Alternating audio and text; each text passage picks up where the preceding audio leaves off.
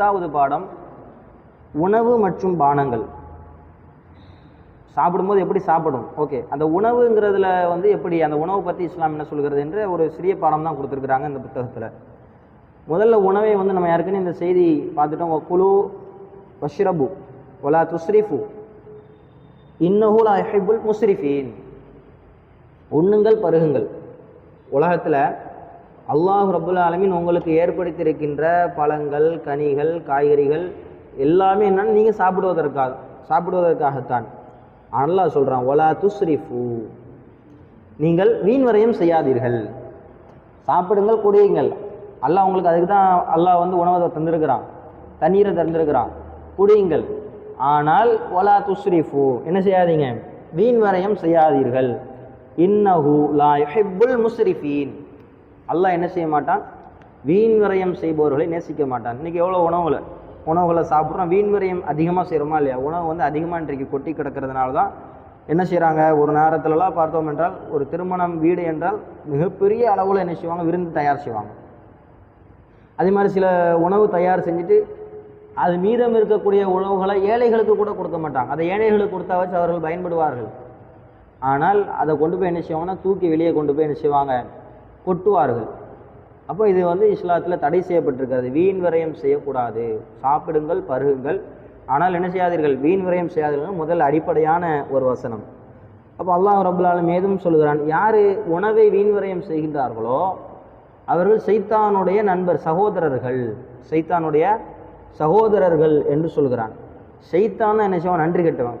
ஏன்னா சாப்பாடு கொடுத்தா அவன் நன்றியோடு இருக்க மாட்டான், ஷைத்தான் தான் நன்றி கட்டவன். அப்போ நீங்கள் முதல்ல நீங்கள் என்ன உள்ளத்தில் பதிய வைக்கணும்னா, ரிஸ்க்கை தரது அல்லாஹ் நாடுனா அந்த ரிஸ்க்கை தராமையும் கட் பண்ணி விட்டுறலாம்.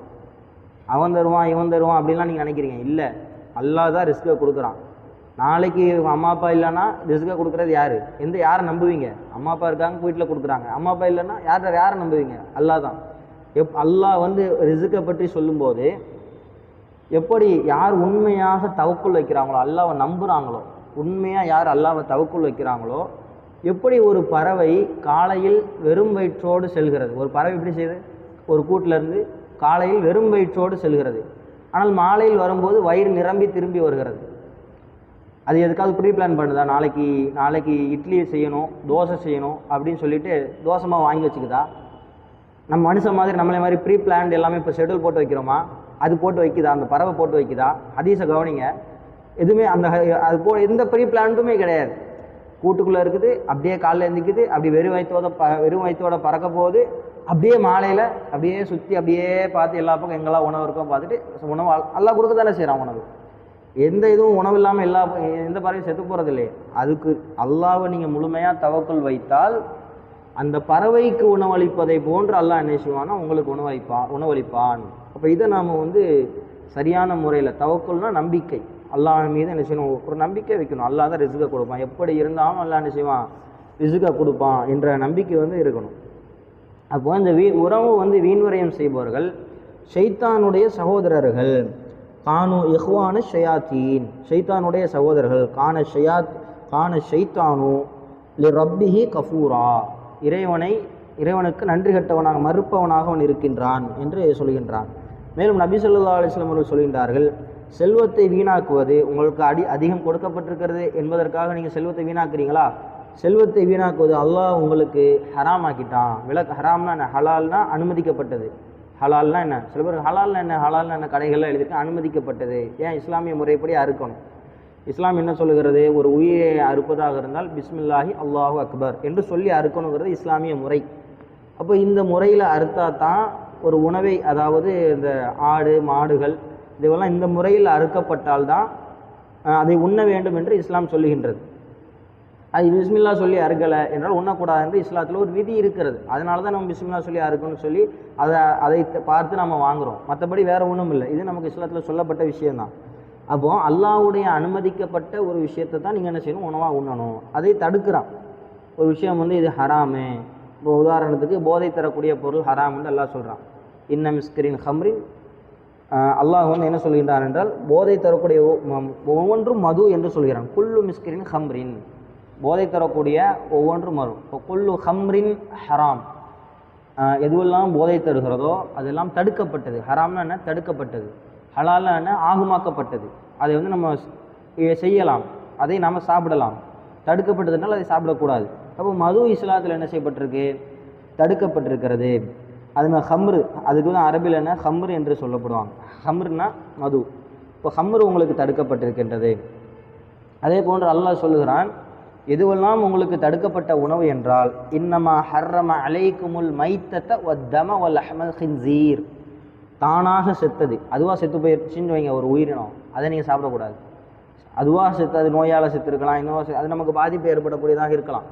அதனால் தானாக செத்தவை நீங்கள் சாப்பிடக்கூடாது. வல்லஹமல் ஹின்சீர், பன்றியினுடைய இறைச்சி.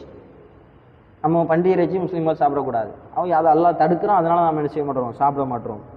அதே மாதிரி இப்போ அல்லாஹ்வுடைய பெயர் சொல்லாமல் அறுக்கப்பட்ட ஒமா உஹில்ல பிஹிலி கைரில்லா ஃபமனில் துர்ர கைர பாகின் வலா ஆதின் ஃபலா இஸ்ம அலைஹி இன்னல்லாஹ கஃபூருர் ரஹீம். அல்லாஹுடைய பெயர் பிஸ்மில்லாஹி அல்லாஹு அக்பர் என்று சொல்லப்படாத, இது நல்லா தடை விதிக்கிறதுனால தான் நம்ம என்ன செய்கிறோம்? பிஸ்மில்லா சொல்லலைன்னா நம்ம அறுக்கப்படாமல் இருந்தால் சாப்பிடக்கூடாதுன்னு சொல்கிறோம். அது மாதிரி விரும்பி செல்லாமலும் வரம்பு மீறாமலும் யாரேனும் நிர்பந்திக்கப்பட்டால், நிர்பந்த நேரத்தில் ஒரு உணவே இல்லை, பன்றியினுடைய இறைச்சி தான் இருக்குது, இல்லைன்னா செத்து போயிடுவோம், அந்த மாதிரி ஒரு நிர்பந்தம் வந்துச்சுன்னா, ஏன்னா லா யுகல்லிஃபுல்லாஹு நஃப்ஸன் இல்லா உஸ்அஹா, சக்திக்கு மீறி எந்த மனிதர்களையும் அல்லாஹ் சிரமப்படுத்த மாட்டான்.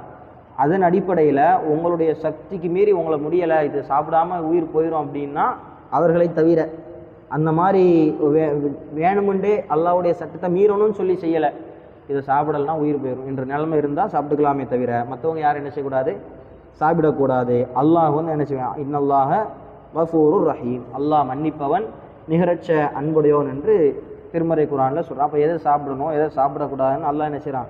சூரத்துல் பக்கரால 173வது வசனத்தில் தெளிவாக சொல்லி காட்டுகின்றார். அப்போ இந்த உணவு மற்றும் பானங்கள் என்ற பாடத்தில் முக்கியமான செய்திகளை நம்ம என்ன செஞ்சிட்டோம்? பார்த்துட்டோம். அடுத்ததாக 11 பாடம் பாத்திரங்கள், உணவு தட்டுகள்லாம் இருக்குல்ல, பாத்திரங்கள், அது என்னென்ன மாதிரி பாத்திரங்களை சாப்பிடணும், என்னென்ன மாதிரி பாத்திரங்களை சாப்பிடக்கூடாது என்பதை வந்து இன்ஷா அல்லாஹ் நினைச்சுக்கோங்க. 11வது பாடத்தில் நாளை தினம் பார்க்கலாம். வாஹிர் தஅவானா அல்ஹம்துலில்லாஹி ரப்பில் ஆலமீன். சுப்ஹானக்கல்லாஹும்ம வபிஹம்திக அஷ்ஹது அல்லா இலாஹா இல்லா அன்த அஸ்தக்ஃபிருக வ அத்தூபு இலைக்.